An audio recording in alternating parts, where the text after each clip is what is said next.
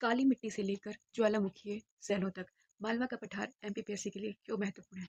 आइए जानते हैं इसके लोकेशन और प्रमुख विशेषताओं के बारे में। मालवा का पठार जो कि एमपी के सबसे बड़े पार्ट को कवर करता है, करीबन 28% भाग पर मध्य प्रदेश के ये फैला हुआ है, जो कि मध्य प्रदेश के पश्चिम भाग में स्थित है। ओके, बात करें कि मध्य प्रदेश के कुल क्षेत्रफल के लगभग 28% भाग पर विस्तृत है। दक्कन ट्रैप की लावा तथा बेसाल्ट चट्टानों के टूटने से इसका निर्माण हुआ है। ओके, दक्कन ट्रैप की लावा तथा बेसाल्ट चट्टानों के टूटने से मालवा के पठार का निर्माण हुआ है।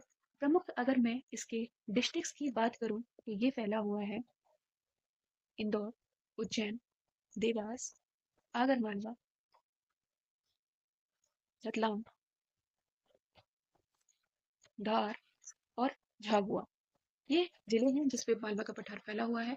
समशीतोष्ण जलवायु है, ना ही यहाँ पे बहुत ज़्यादा गर्मी यानी कि साधारण गर्म रहता है ग्रीष्म ऋतु में, और शीत ऋतु में साधारण सी ठंड पाई जाती है। वर्षा की बात करूँ जो कि एक इम्पोर्टेंट फैक्ट हो जाता है मालवा प्लेट्यू का। मालवा प्लेट्यू से आप देखेंगे कि हर साल ही एक ना एक क्वेश्चन पूछा ही जाता है। करीबन 50 से 75 सेंटीमीटर की बारिश होती है।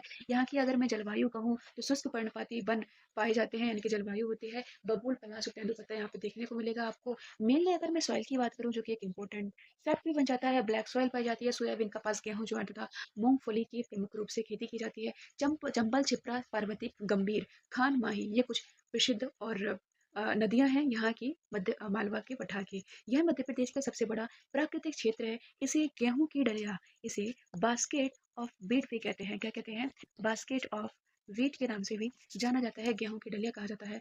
कर्क रेखा जो है, कर्क रेखा मालवा के प्लेट्यू से होकर गुजरती है। मालवा के पठार की सबसे ऊंची अगर मैं चोटी की बात करूं तो चोटी का नाम है सिगार चोटी। क्या नाम है? सिगार चोटी है, जो कि करीबन 881 मीटर की ऊंचाई पर है। व अन्य चोटी की बात भी अगर मैं कहूँ तो जाना पाव 854 मीटर, धजारी, यह तीनों जो है वो कहाँ पे स्थिर हैं आपकी इंदौर में ही है। ठीक है, कौन सी है? जाना पाव और धजारी। ये भी आपको तीनों ही चोटियां आपको कहाँ मिलेंगी? आपको उज्जैन में ही मिलेंगी। ये आपकी 854 मीटर और ये आपकी 810 मीटर। तो ये कुछ फैक्ट्स थे जो मालवा के पठार के बारे में थे। इससे क्वेश्चन आता ही है। और एक और महत्वपूर्ण फैक्ट बताऊंगी कि मालवा की जलवायु को चीनी यात्री फायान ने विश्व की श्रेष्ठ जलवायु कहा है। ये पीवाई क्यू क्वेश्चन आपका ऑलरेडी बन चुका है कि मालवा की जलवायु को चीनी कौन से यात्री ने विश्व की श्रेष्ठ जलवायु कहा था, तो उसका आंसर था फायान। ओके, लाइक करना बिल्कुल भी ना भूलें, कमेंट करें। ओके, एंड फॉलो भी करिए। Bye bye, thank you.